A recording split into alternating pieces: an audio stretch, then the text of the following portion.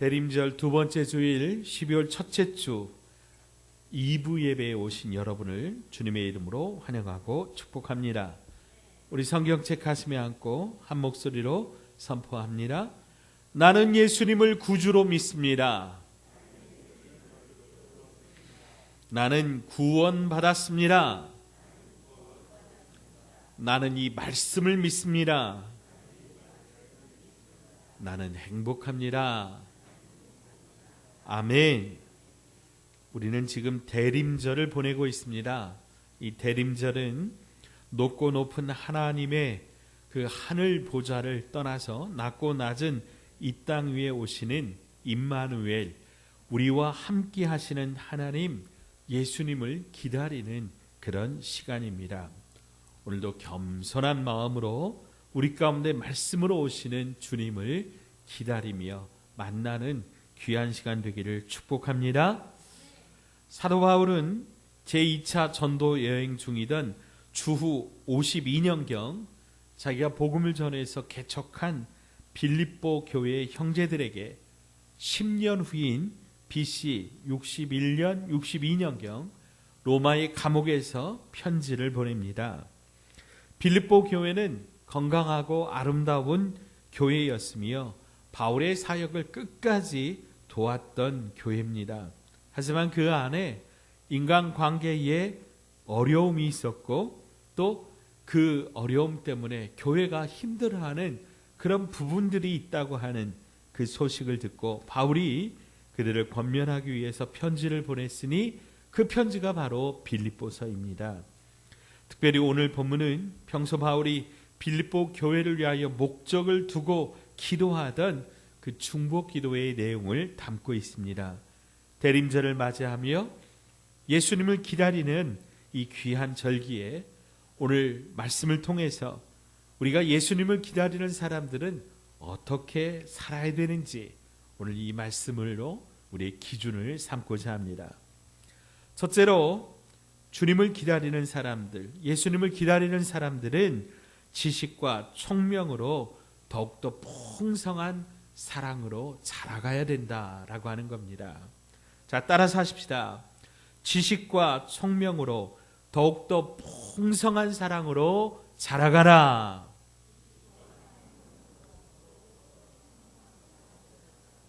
아멘. 자, 9절 말씀 같이 한번 읽어봅니다. 9절 말씀입니다. 내가 기도하노라 너희 사랑을 지식과 모든 총명으로 점점 더 풍성하게 하사. 아멘. 사도 바울이 기도하는데 무엇을 위하여 기도하냐면 너희의 사랑이 지식과 총명으로 점점 더 풍성하게 되기를 원한다라고 하는 거예요. 여기서 사랑이라고 번역된 말은 아가페라고 하는 우리가 잘 아는 그런 단어인데요. 이는 하나님의 조건 없는 사랑이며 예수님께서 십자가에서 보여주신 사랑입니다.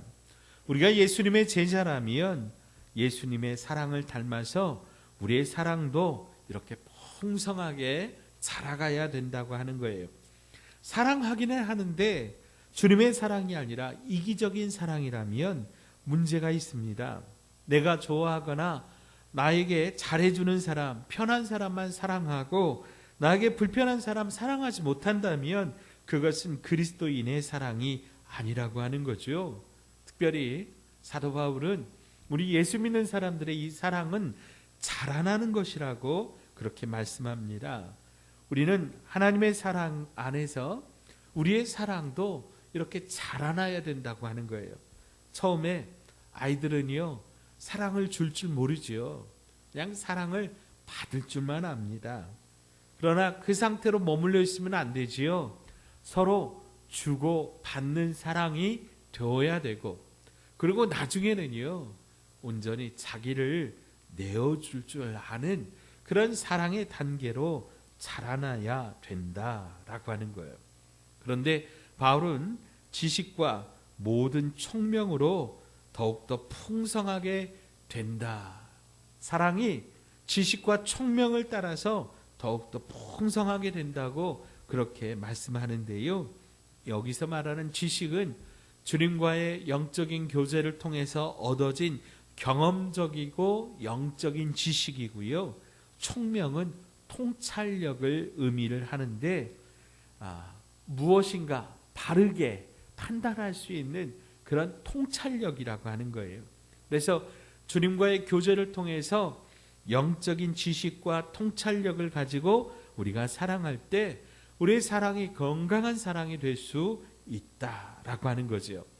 거꾸로 말하면 주님과 교제를 통해 얻어지는 지식과 통찰력 없이 사랑하면 그 사랑이 편가르기가 되거나 다른 사람에게 집착하거나 또는 스토킹하거나 이런 문제가 있는 사랑으로 변질될 수 있다라고 하는 거예요. 여러분 보세요. 자기는 분명히 사랑한다고, 사랑해서 그렇게 한다고 하지만은 그런 사랑 때문에 오히려 문제가 일어나고 자기가 사랑한다고 하는 그 사람이 오히려 해가 되는 경우가 종종 있다고 하는 거죠. 한 소녀가 평소에 자기가 흠모하는, 좋아하는 오빠가 있는데 어떻게 하면 오빠를 기쁘게 해줄 수 있을까 생각하면서 막 선물을 해요. 근데 오빠가 받을 만한 그런 선물이 아니라 자기가 주고 싶은 선물만 막 하는 거예요. 그러면 여러분 그 상대방이 그 선물을 받고 기쁠까요? 기쁘지 않을까요? 기쁠 수도 있고 그렇지 않을 수도 있겠죠. 또 오빠를 너무나 사랑한 나머지 오빠 모르게 그 집에 들어가는 거예요. 침대 밑에 딱 숨어 있다가 인기척이 나고 오빠가 침대 위에 딱 들어 누워가지고 잠이 들어요. 그럼 침대 밑에서 싹 나와가지고 잠들어 있는 오빠를 싹 쳐다보면서 자기 혼자 좋아하고 흐뭇해하고 막 좋아한다면 여러분 이것을 진정한 사랑이라고, 건강한 사랑이라고 그렇게 말할 수 있겠습니까? 이것은 집착이요 스토킹이라고 하는 범죄라고 하는 것이죠. 한 남자와 한 여자가 서로를 뜨겁게 사랑합니다. 그런데 그 남자는 그 여자의 남편이 아니고 그 여자는 그 남자의 아내가 아니고 배우자가 각각 따로 있다면 아무리 둘이서 열렬히 사랑하고 그 사랑이 진짜 진심이라도 그렇게 가정을 깨는 사랑을 건강하다라고 말할 수 있겠느냐라고 하는 거죠. 어떤 교회 지도자가 주님의 말씀을 너무나 사랑해서 이 말씀들을 해야 됩니다 하면서 정의를 외치고 불의를 맞서서 막 싸우는 거예요. 그런데 그가 그렇게 뜨거운 말씀과 정의에 대한 사랑 때문에 그가 외치는 그 사랑 때문에 교회 안에서 편이 생기고 교인들이 갈라지고 대립하여 싸우다가 결국 교회가 갈라지게 된다면 그렇게 교회를 분열시키는 그 사랑을 참된 사랑이라고 할 수 있겠느냐라고 하는 거죠. 여러분 결코 그럴 수 없습니다. 그래서 사도 바울은 빌립보 교회의 성도들이 지식과 총명으로 이 사랑이 더욱더 자라나면서 풍성하게 되기를 기도하고 있는 것입니다. 오늘 주님을 기다리며 살아가는 저와 여러분도 우리 지식으로 총명으로 더욱더 풍성한 사랑을 하시기를 바랍니다. 주님을 닮은 사랑, 예수님의 그 장성한 분량에 이르기까지 아름다운 사랑을 하시기를 바랍니다. 그래서 우리 주님이 우리를 보시면서 참 예쁘다, 너 정말 사랑의 수고를 했구나 칭찬할 수 있는 그런 사랑의 사람들 다 되시기를 주님의 이름으로 축원드립니다. 자, 두 번째로 주님을 기다리는 사람은 지극히 선한 것을 분별할 줄 알아야 되는 거예요. 자, 따라서 하십시다. 지극히 선한 것을 분별하라. 바울은 빌립보 형제 자매들이 사랑의 사람들로 자라가도록 기도하면서 동시에 또 그들이 선한 것을 분별할 줄 아는 사람이 되기를 기도하고 있습니다. 자, 10절이에요. 같이 읽어봐요. 너희로 지극히 선한 것을 분별하며 또 진실하여 허물 없이 그리스도의 날까지 이루고. 아멘. 여기서 분별하다라고 하는 이 말은 이제 그때 당시 가짜 지폐와 진짜 지폐를 구별할 때 사용되던, 또 당시에 유행하던 도자기가 진짜인지 가짜인지를 구별할 때 사용되던 말이었다고 해요. 예수 그리스도인은 무턱대고 살아가는 것이 아니라 분별하면서 살아야 된다고 하는 거예요. 그런데 무엇을 분별하면서 살아야 됩니까? 지극히 선한 것이 무엇인지를 분별하라고 하는 거예요. 로마서 12장 2절에 너희는 이 세대를 본받지 말고 오직 마음을 새롭게 함으로 변화를 받아 하나님의 선하시고 기뻐하시고 온전하신 뜻이 무엇인지 분별하도록 하라. 아멘. 사도 바울은 우리가 이 땅을 살아가면서 이 세대 가운데 그냥 물 흐르는 대로 저들이 한 것처럼 똑같이 그렇게 살아가지 말고 어떻게 하라는 거예요? 하나님의 뜻이 무엇인지, 하나님의 선한 뜻이 무엇인지 분별해서 하나님의 뜻대로 그렇게 살아가야 된다고 말씀하고 있는 것이지요. 빌립보서 2장 13절 말씀입니다. 너희 안에서 행하시는 이는 하나님이시니 자기의 기쁘신 뜻을 위하여 너희에게 소원을 두고 행하게 하시나니. 아멘. 우리가 예수님을 믿고 나면 우리의 마음에 새로운 소원이 생긴다고 하는 거예요. 그런데 그것은 그저 내가 원하고 바라는 소원이 아니라 하나님의 기쁘신 뜻을 이루기 위한 소원이라고 하는 겁니다.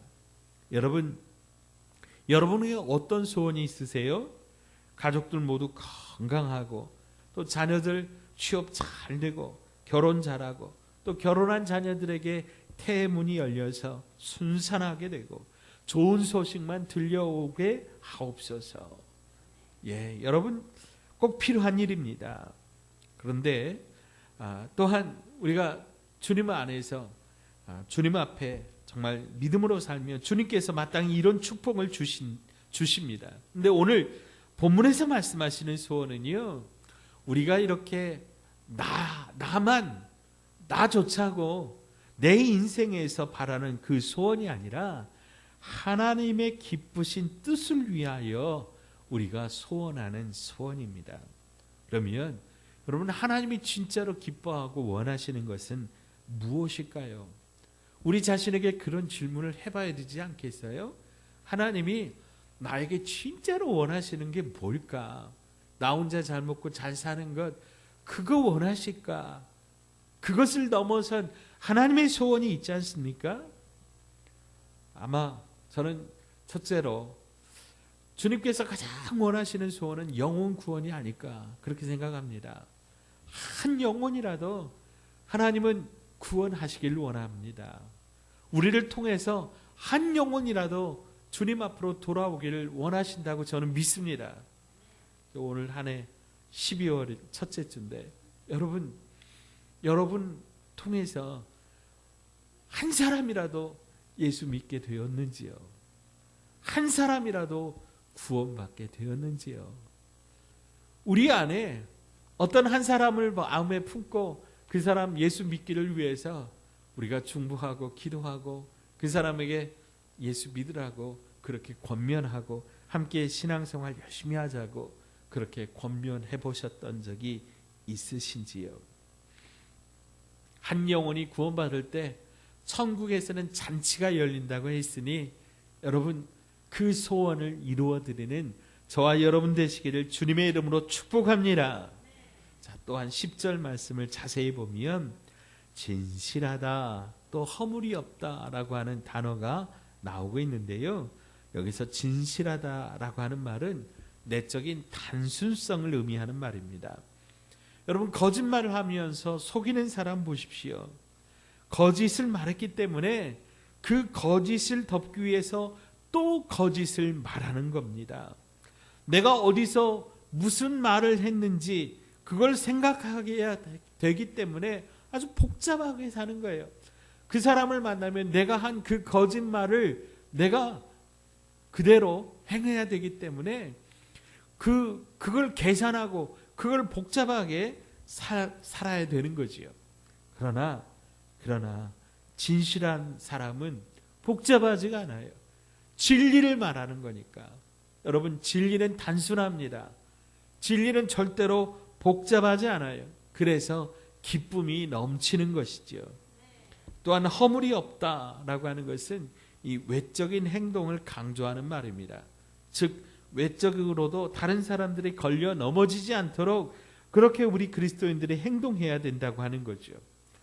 우리가 예수님을 믿는다고 해서 그 즉시 우리의 인격이 예수님을 닮는 그런 완전한 인격으로 되는 것은 아니지만, 그럼에도 불구하고 우리가 예수님을 믿고 따르는 그리스도인이 되었다면 최소한으로 다른 사람들에게 시험거리가 되어서는 안 된다라고 하는 거예요.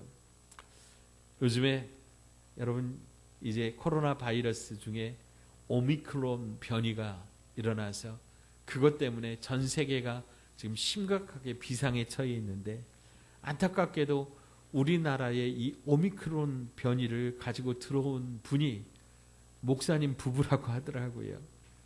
아이고, 그 기사를 읽고 그 밑에 댓글을 막 달려있는 댓글을 읽는데, 아이고, 얼마나 마음이 아픈지 모르겠어요. 여러분, 우리 예수 믿는 사람들은 적어도 다른 사람들에게 예수님의 덕을 끼쳐야죠. 그죠? 선한 영향력을 미쳐야지 다른 사람들의 손가락질에 오르내리고 다른 사람들의 입방아에 오르내리는 그런 사람들이 되면 안 되겠습니다. 우리가 하나님의 뜻을 내 인생의 최고의 가치로 삼고 하나님을 기쁘시게 하겠다고 하는 목표로 살고자 하면 진실하고 허물 없이 우리는 주님 앞에 서게 될 것입니다. 그리고 그렇게 하기 위해서 우리는 날마다 주님의 뜻을 분별하며 살아야 돼요. 주님이 기뻐하시는 일은 하고 주님이 기뻐하지 않는 일은 안 하면 됩니다. 주님께서 서라 하시면 서고 주님께서 가라 하시면 가면 되는 것이지요. 그래서 진리는 단순한 거예요. 오래전에 나온 복음송 중에 주님 뜻대로 살기로 했네 라고 하는 그런 찬송이 있어요. 저는 가끔 이 찬송을 부릅니다. 이 찬송이 참 은혜가 돼요. 주님 뜻대로 살기로 했네, 주님 뜻대로 살기로 했네, 주님 뜻대로 살기로 했네, 뒤돌아서지 않겠네. 2절입니다. 이 세상 사람 날 몰라줘도, 이 세상 사람 날 싫어해도, 이 세상 사람 날 몰라줘도 뒤돌아서지 않겠네. 3절 가사입니다. 세상 등지고 십자가 보내, 세상 등지고 십자가 보내, 세상 등지고 십자가 보내, 뒤돌아서지 않겠네.